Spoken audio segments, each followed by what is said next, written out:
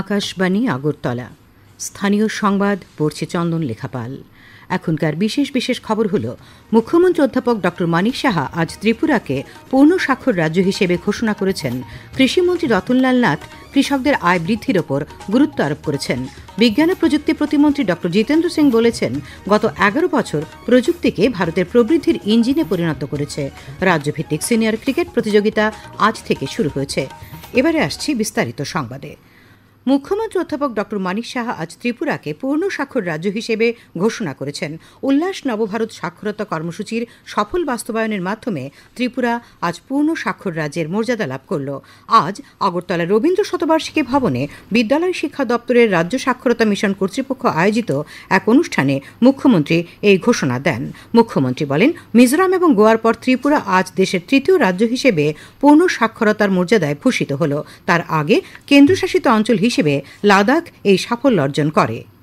এই যে বিকশিত ভারত মাননীয় প্রধানমন্ত্রী জি 2022 সে ঘোষণা করেছেন যে বিকশিত ভারত 2047 হবে, সেটাও কিন্তু এই সাক্ষরতাও একটা বিরাট ইম্পর্টেন্ট। সেটা যদি ফুলফিল না হয় তাহলে সেই দিশায় কিন্তু আমরা যেতে পারবো না। যদিও টাইম লাইন দিয়েছেন ওনারা, 2000 এই যে প্রকল্প 2025-26 অব্দি চলবে, এটা এবারের যে এই সাক্ষরতার যে অভিযান চলছে, তো নিশ্চয়ই পার্সেন্টেজ আরো বাড়বে। অনুষ্ঠানে বক্তব্য রাখেন শিক্ষা দপ্তরের বিশেষ সচিব রাভেল হেমেন্দ্র কুমার, কেন্দ্রীয় শিক্ষা মন্ত্রকের প্রাপ্তবয়স্ক শিক্ষা বিভাগের অধিকর্তা প্রীতি মিনা। অনুষ্ঠানে উল্লাস নবস্বাক্ষর কর্মসূচির ওপর একটি তথ্যচিত্র প্রদর্শিত হয়। মুখ্যমন্ত্রী সহ অতিথিরা উল্লাস নামক পুস্তিকার আবরণ উন্মোচন করেন। নবস্বাক্ষররা নাটক ও নৃত্য পরিবেশন করেন। কৃষিমন্ত্রী রতনলাল নাথ কৃষকদের আয় বৃদ্ধির ওপর গুরুত্ব আরোপ করেছেন। আজ অরুন্ধতী নগরস্থিত কৃষি গবেষণা কেন্দ্রে খরিফ মৌসুমে চাষাবাদ নিয়ে এক বৈঠকে পৌরোহিত্য করে তিনি কথা বলেন। তিনি বলেন, কৃষি উৎপাদনশীলতা বৃদ্ধি কেবল উন্নত ফসলের ফলন নয়, বরং কৃষকদের আয় বৃদ্ধির জন্য গুরুত্বপূর্ণ। তিনি বলেন, কৃষকদের অত্যাধুনিক পদ্ধতি, নতুন বীজ এবং জলবায়ু সহনশীল কৌশলগুলির সঙ্গে পরিচয় করিয়ে দেওয়ার জন্য ধারাবাহিক শিক্ষা শিবিরের আয়োজন করা হচ্ছে। বৈঠকে জেলা সভাধিপতিরা এবং কৃষি আধিকারিকরা উপস্থিত ছিলেন। প্রখ্যাত শিক্ষাবিদ ও চিন্তাবিদ ভারতীয় জনসংঘের প্রতিষ্ঠাতা ড শ্যামাপ্রসাদ মুখার্জির প্রয়াণ দিবসে আজ দেশ তাঁকে শ্রদ্ধা জানাচ্ছে।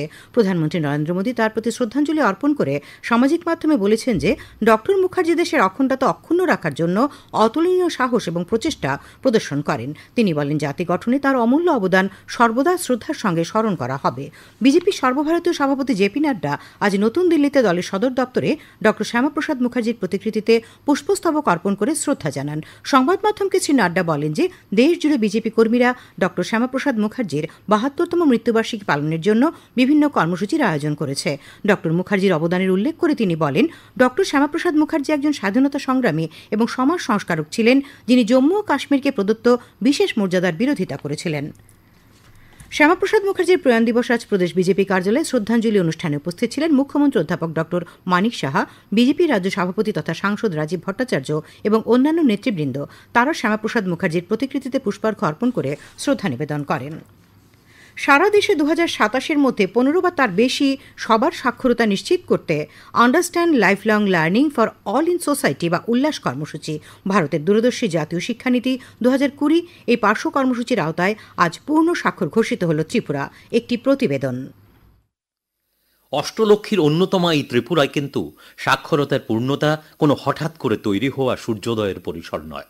ইতিহাসের পথ বেয়ে 1961 থেকে 2011 পেরিয়ে 2022 ও এরপরের আজকের উল্লাস নবভারত সাক্ষরতা কর্মসূচিতে অসামান্য সাফল্য অবশ্যই এক নতুনতর অভিজ্ঞতা। অর্থাৎ শুধু নাম লিখতে বা পড়তে পারাতেই সীমাবদ্ধ থাকল না। এখন জোর দেওয়া হলো প্রাপ্তবয়স্কদের মৌলিক সাক্ষরতায় পড়া ও গণনার সক্ষমতা, জীবনযাপনের দক্ষতা, ডিজিটাল সাক্ষরতা ও আর্থিক সচেতনতা বাড়ানো, আর একই সঙ্গে সাংবিধানিক মূল্যবোধ, জাতীয় ঐক্য ও সমাজ সচেতন নাগরিক প্রজন্মের নিশ্চয়তায়। এভাবেই 2023-এর 18ই মে প্রথম রাজ্যস্তরের সভা এবং তারপরে আর পিছু ফেরা নয়। পূর্ণ সাক্ষরতার ঘোষণায় 95% নিরিখকে ছাপিয়ে গিয়ে আজকের ঐতিহাসিক মুহূর্ত তৈরি হল রাজ্যের মুখ্যমন্ত্রী অধ্যাপক ডাক্তার মানিক সাহার রিমোট কন্ট্রোল বাটনের ডিজিটাল ঘোষণায়। উল্লাসমুখর সাক্ষরতার আলোর দীপ্তি ছড়িয়ে ত্রিপুরা তৃতীয় রাজ্য হিসেবে গোটা দেশকে পথ দেখালো আজকে শিক্ষা দপ্তরের অনন্য বর্ণালী অনুষ্ঠানের আয়োজনে, যেখানে নাটকে ধামাইল নাচে উচ্ছ্বাস ছড়ালেন নবস্বাক্ষরেরা। সংবাদ কক্ষ থেকে সুমন ভট্টাচার্য, আকাশবাণী আগরতলা। খবর প্রচারিত হচ্ছে আকাশবাণীর আগরতলা কেন্দ্র থেকে।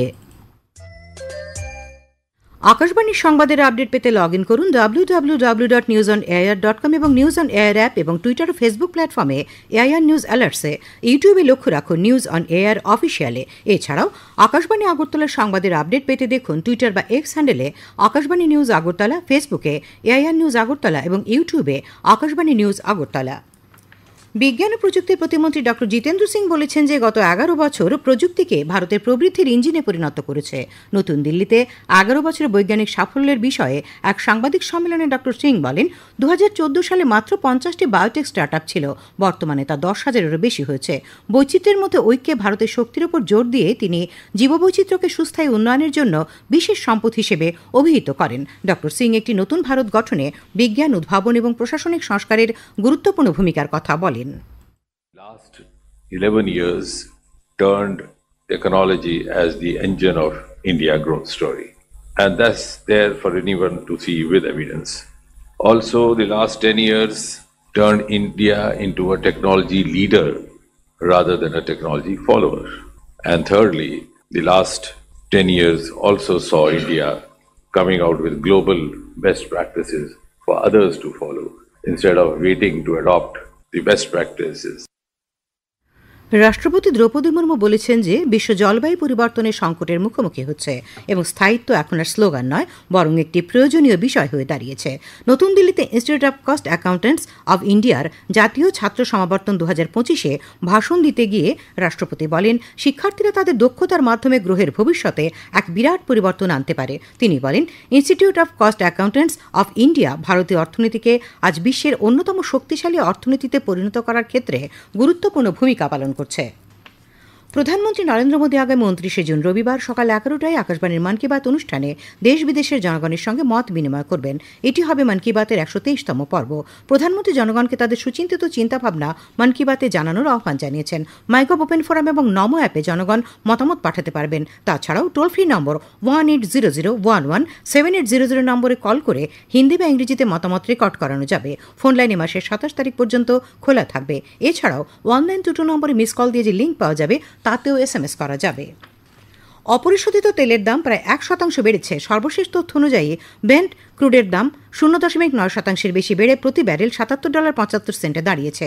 অন্যদিকে WTI ক্রুডের দাম 0.9% বেশি বেড়ে ব্যারেল প্রতি $74.55 দাঁড়িয়েছে। ইরানের পারমাণবিক কেন্দ্রগুলিতে মার্কিন হামলার পর দামের এই বৃদ্ধি ঘটেছে।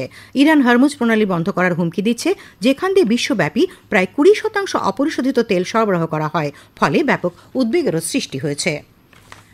পরিবহন মন্ত্রী সুশান্ত চৌধুরীর পৌরোহিত্যে আজ সচিবালয়ে রাজ্য সড়ক নিরাপত্তা পরিষদের ষোড়শ বৈঠক অনুষ্ঠিত হয়। উপস্থিত ছিলেন স্বাস্থ্য, পরিবহন, অর্থ দপ্তরের সচিবগণ, পুলিশের মহানির্দেশক, পরিবহন কমিশনার প্রমুখ। বৈঠকে রাজ্যে যান দুর্ঘটনা রোধে এবং রাস্তাঘাট যানজট মুক্ত রাখার বিষয়ে আলোচনা করা হয়। খেলার খবর। ত্রিপুরা ক্রিকেট অ্যাসোসিয়েশন পরিচালিত রাজ্যভিত্তিক সিনিয়র ক্রিকেট প্রতিযোগিতা আজ থেকে শুরু হয়েছে। এলিট গ্রুপের খেলায় নরসিংগড়ের পিটিএ মাঠে সদর 2 উইকেটে মোহনপুরকে এবং মেলাঘরের মাঠে বিশালগড় মাঝপথে না খেলায় উদয়পুর জয়লাভ করে। এদিকে প্লেট গ্রুপের 4টি খেলায় উদয়পুরের মাঠে সাবরুম 72 রানে বিলোনিয়াকে, বিলোনিয়ার মাঠে জিরানে 1 উইকেটে খোয়াইকে, অমরপুরের মাঠে ধর্মনগর 8 উইকেটে গন্ডাছড়াকে এবং ধর্মনগরের মাঠে আমবাসা 6 উইকেটে লংতরাই ভ্যালিকে পরাজিত করে। আন্তর্জাতিক অলিম্পিক দিবস উপলক্ষে ত্রিপুরা অলিম্পিক অ্যাসোসিয়েশনের উদ্যোগে আজ সকালে এক র্যালি আগরতলা শহরের বিভিন্ন পথ পরিক্রমা করে। ক্রীড়ামন্ত্রী টিঙ্কু রায়, ত্রিপুরা অলিম্পিক সংস্থার সভানেত্রী পদ্মশ্রী অলিম্পিয়ান দীপা কর্মকার, বিভিন্ন ক্রীড়া সংগঠনের খেলোয়াড়, সংগঠক ও প্রশিক্ষকরা এই র্যালিতে অংশ নেন। ত্রিপুরা ফুটবল অ্যাসোসিয়েশন পরিচালিত ঘরোয়া 2য় ডিভিশন লিগ ফুটবল প্রতিযোগিতার আজকের খেলায় ঐকতান যুব সংস্থা জয়লাভ করেছে। উমাকান্ত মিনি স্টেডিয়ামে বিকেলে অনুষ্ঠিত খেলায় ঐকতান যুব সংস্থা 2-0 গোলে নবোদয় সংঘকে হারিয়ে দেয়। আবহাওয়া। আগামী 24 ঘণ্টায় রাজ্যের উত্তর ঊনকোটি, ধলাই এবং খোয়াই জেলায় বিক্ষিপ্তভাবে বজ্রবিদ্যুৎ সহ ভারী বৃষ্টিপাতের সতর্কবার্তা রয়েছে। আগামীকাল সর্বোচ্চ তাপমাত্রা 34 ডিগ্রি সেলসিয়াস এবং সর্বনিম্ন 26 ডিগ্রি সেলসিয়াসের কাছাকাছি থাকতে পারে। আজ দিনের সর্বোচ্চ তাপমাত্রা ছিল 31.8 ডিগ্রি সেলসিয়াস এবং সর্বনিম্ন 27.1 ডিগ্রি সেলসিয়াস। শেষ করার আগে খবরের বিশেষ বিশেষ অংশগুলি আর একবার। মুখ্যমন্ত্রী অধ্যাপক ডক্টর মানিক সাহা আজ ত্রিপুরাকে পূর্ণ স্বাক্ষর রাজ্য হিসেবে ঘোষণা করেছেন। কৃষিমন্ত্রী রতনলাল নাথ কৃষকদের আয় বৃদ্ধির ওপর গুরুত্ব আরোপ করেছেন। বিজ্ঞান ও প্রযুক্তি প্রতিমন্ত্রী ডক্টর জিতেন্দ্র সিং বলেছেন যে গত 11 বছর প্রযুক্তিকে ভারতের প্রবৃদ্ধির ইঞ্জিনে পরিণত করেছে। রাজ্যভিত্তিক সিনিয়র ক্রিকেট প্রতিযোগিতা আজ থেকে শুরু হয়েছে। স্থানীয় সংবাদ আজকের মতো এখানে শেষ হলো। পরবর্তী বাংলা স্থানীয় সংবাদ শোনা যাবে আগামীকাল সকাল 7:35 মিনিটে।